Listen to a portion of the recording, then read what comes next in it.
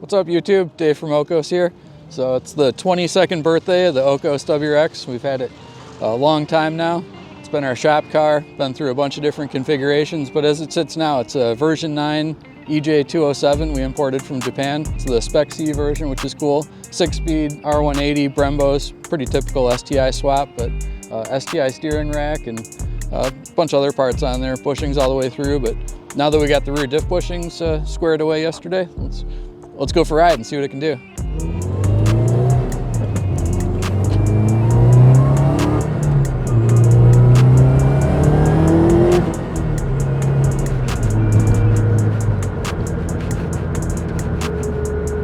Yeah, so obviously got a strong connection to this car. We've had it for a long time.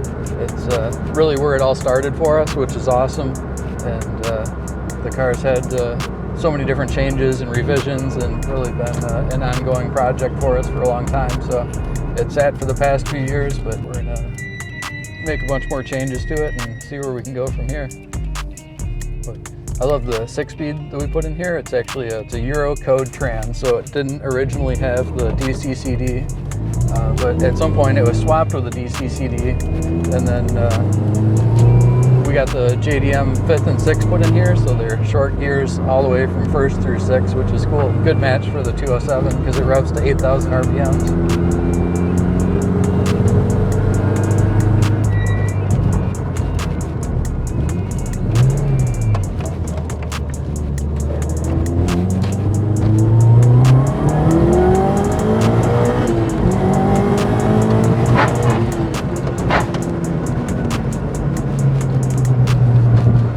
A little tire up. These are off the last BRZ, so they're just kind of put them on here temporarily. All right, let's break this thing.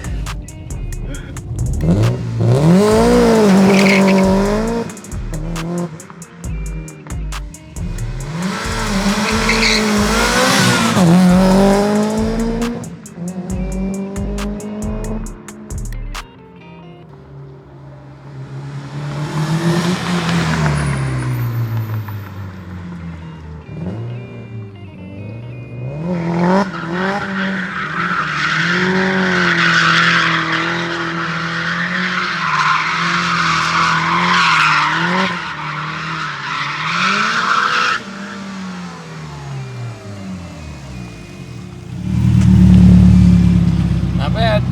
Still got it. Still got it, old boy. Yep.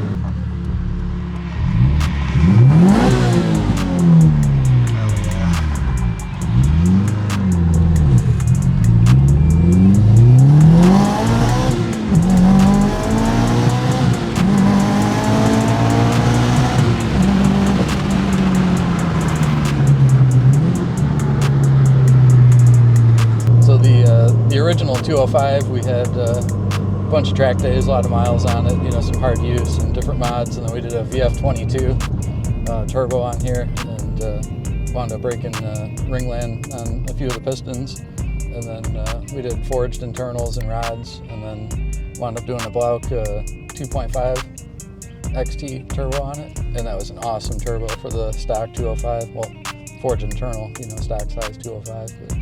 But then we did a Dom 3.0, and it wouldn't even crack the external gate in first gear. It was too big. So the car was actually faster with the 2.5 on it, which was, with the 2.5, you could just free rev it and pop the clutch, and it would make enough boost in first gear, and you could just spin the car around. And it was truly like it was almost just a rear-wheel drive car with some front pull. It was the most fun that was the most fun configuration for the car. But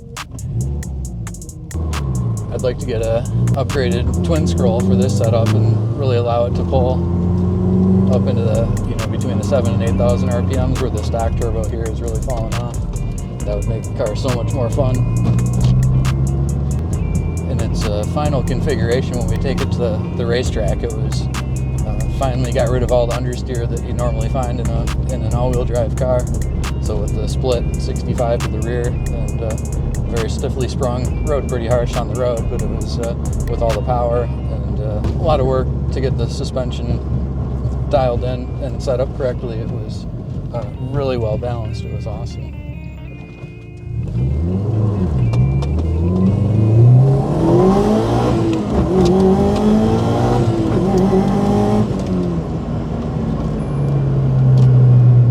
It's a little hard to drive. We have a stiff pressure plate 3-puck clutch in here right now.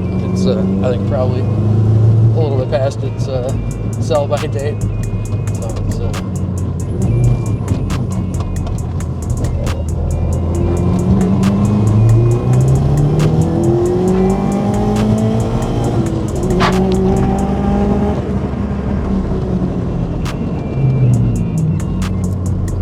thanks to Carbotech for the stopping power.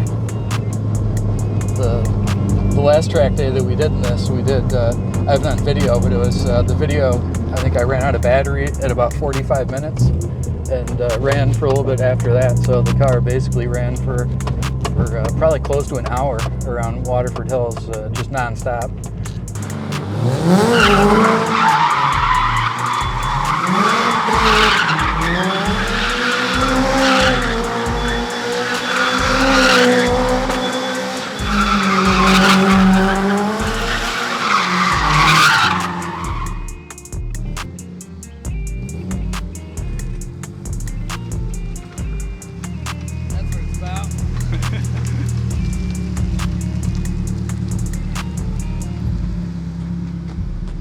So it's nice to get it out for its birthday. It got the treatment that it's used to, let's be honest.